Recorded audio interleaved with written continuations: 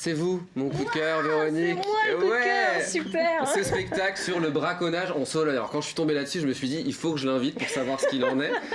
Un spectacle qui a déjà réuni 12 000 personnes, un one-woman show pétillant. L'histoire, Bernadette, elle est très chouette. Et derrière ses apparences de femme ordinaire, elle se cache une braconnière intrépide. Elle braconne, elle aime ça et elle l'assume. Voilà, et C'est oui. le speech. C'est le speech et c'est exactement ce qui va se passer sur scène. En fait, on va suivre cette Bernadette dans ses aventures de jour, de nuit, avec ses gamins devant un sanglier, derrière le garde fédéral. Voilà, ça file, ça file, ça file.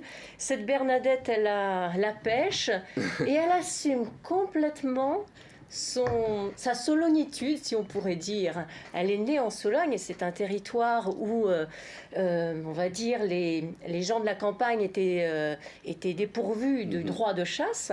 Donc, qu'est-ce qu'ils font? Ils passent par-dessus les clôtures et ils vont attraper le gibier qui n'appartient à personne, en fait. Vous connaissez la Sologne, Delphine? Assez peu. Assez À peu. chaque fois que vous allez me demander. Non, mais alors, je vous pose la question, mais j'en sais pas plus non plus. Donc c'est pour ça, votre inspiration, elle est née aussi de votre passage pendant plusieurs années en Sologne. Bien On parle sûr. pas de la Sologne comme ça par hasard. Oh non, non, non, non. J'ai travaillé pendant 14 ans dans la Sologne. Hein. Je l'ai parcouru de droite et de gauche et de haut en bas, à aller rencontrer les anciens qui me racontaient des histoires que j'enregistrais pour faire des archives sonores et valoriser tout ça.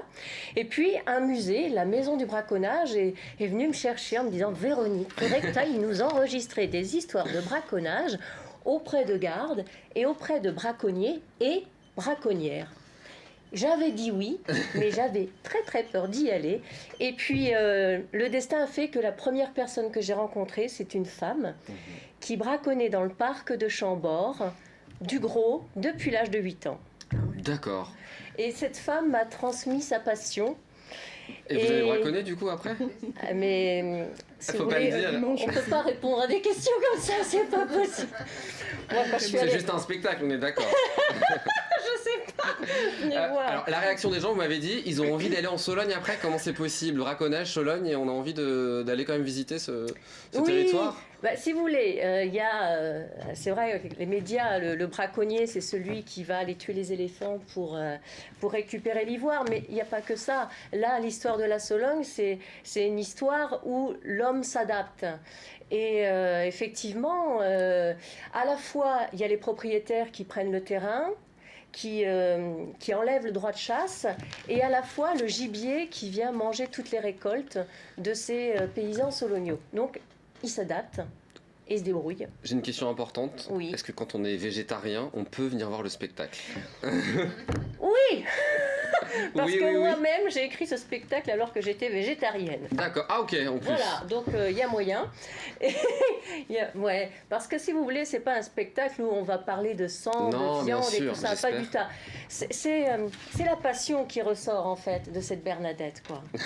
Voilà. Alors vous avez plein d'autres projets en cours, alors notamment Delphine, la création dans les villages de la visite super guidée. Donc vous vous transformez en Sylvie Lamour et vous êtes guide touristique dans différentes petites communes sartoises où vous transformez totalement l'histoire, vous la recréez. Oui, en fait, c'est un spectacle en résidence et je reste pendant 15 jours dans le village à observer comment ça fonctionne tout ça et puis à parler avec les gens, recueillir des anecdotes et avec tout ça, je transforme, j'améliore et puis je mélange les histoires et ça fait que le public, donc le groupe de visiteurs, se retrouve dans une ville au patrimoine mondial de l'humanité et ça dure pendant 1 heure dans ce bourg où pourtant l'église d'habitude est toujours fermée, il n'y a que ça à voir. Voilà. Un moyen évidemment de faire redécouvrir les communes aux habitants. Le quotidien, l'ordinaire, ben tout ça, si on veut, on peut mettre des lunettes rigolotes. C'est ça. Et il va falloir faire bonne étape, comme ça vous allez emmener et vous allez passer dans l'exploitation de Nathalie, évidemment.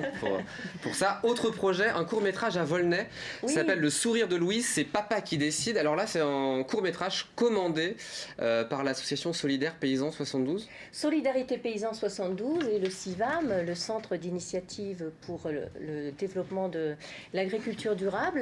Et oui, c'est une commande de ces deux associations pour faire passer des messages suite aux études techniques et économiques qu'ils ont réalisées pour aider des agriculteurs en grande difficulté. Qu'est-ce qu'on peut faire? Déjà, les écouter, avec Solidarité Paysans 72, les accompagner et puis trouver des solutions avec le CIVAM et la mise à l'herbe des vaches.